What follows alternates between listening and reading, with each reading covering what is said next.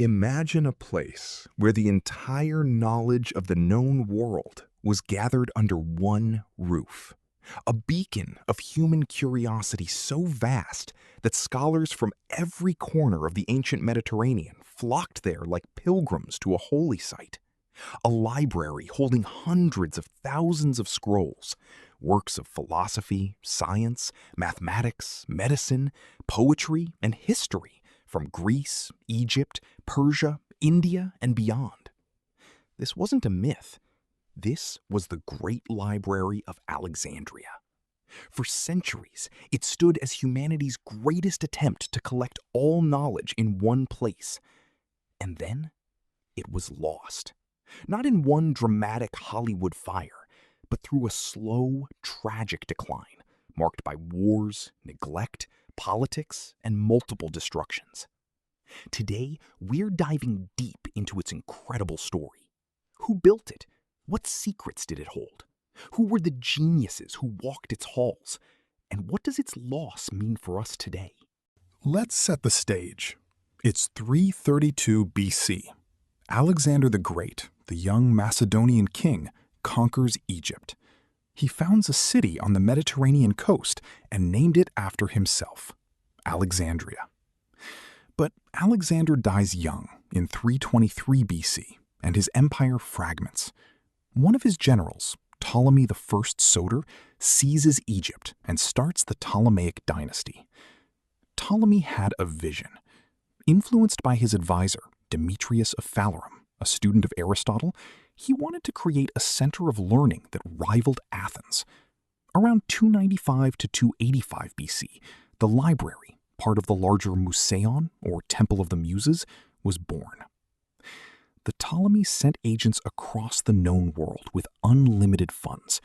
Every ship docking in Alexandria's famous harbor had its scrolls confiscated, copied, and returned, or kept.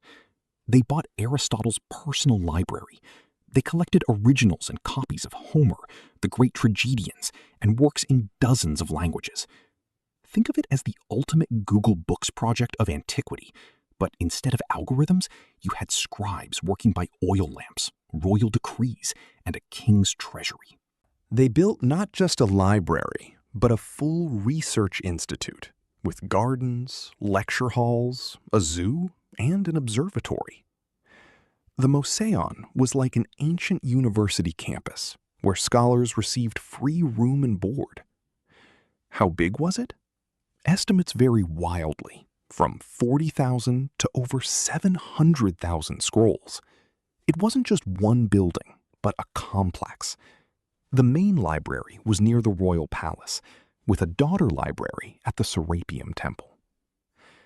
Imagine walking into a massive hall, lined floor to ceiling with pigeonholed scrolls, scholars in tunics debating loudly, the smell of papyrus and ink.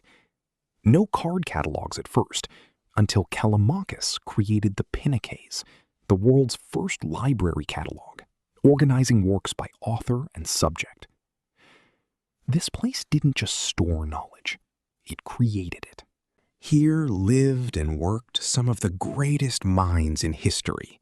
Euclid, the father of geometry, wrote his Elements, which organized geometry with axioms and proofs still taught today. When King Ptolemy asked for an easier way to learn it, Euclid famously replied, "There is no royal road to geometry."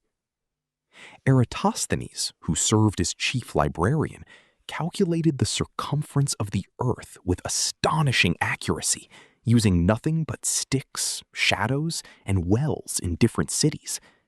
He also invented the sieve for finding prime numbers and created early systems of latitude and longitude. Herophilus and Aristarchus pioneered human dissection and made groundbreaking discoveries in anatomy, mapping the nervous system and distinguishing between veins and arteries. Aristarchus of Samos proposed that the Earth orbits the Sun, a heliocentric model centuries before Copernicus. Hero of Alexandria invented the first steam engine, vending machines, and wind-powered devices. These weren't isolated geniuses. They debated in the gardens, collaborated, and built upon each other's ideas. The library fostered an intellectual golden age that shaped Western civilization for centuries to come. But nothing lasts forever. The decline of the library was not caused by one single dramatic event, but by a long, painful process. Political purges began as early as 145 BC, when Ptolemy VIII drove out many intellectuals. In 48 BC, during Julius Caesar's siege of Alexandria, a great fire destroyed large parts of the city, including possibly sections of the library. Later came Roman civil wars, the destruction of the Serapeum in 391 AD under Christian authorities, and further neglect. By the time the Arab conquest occurred in the 7th century, the library was already a shadow of its former self. The famous story of Caliph Omar ordering the books to be burned to heat the baths is most likely a later myth. We'll never fully know exactly what was lost. Many important works survived through copies made elsewhere, but countless treasures disappeared forever. Lost plays by Sophocles and Euripides, detailed histories of ancient civilizations, unique scientific treatises, and medical knowledge that might have accelerated human progress by centuries. The real tragedy of the Library of Alexandria is not just the physical destruction of scrolls, but the breaking of humanity's momentum in the pursuit of knowledge. It reminds us how fragile the accumulation of wisdom truly is. Yet its spirit lives on. The modern Bibliotheca Alexandrina, built in 2002, stands as a symbolic rebirth. Our universities, digital archives, and the internet itself are the true successors of that ancient dream.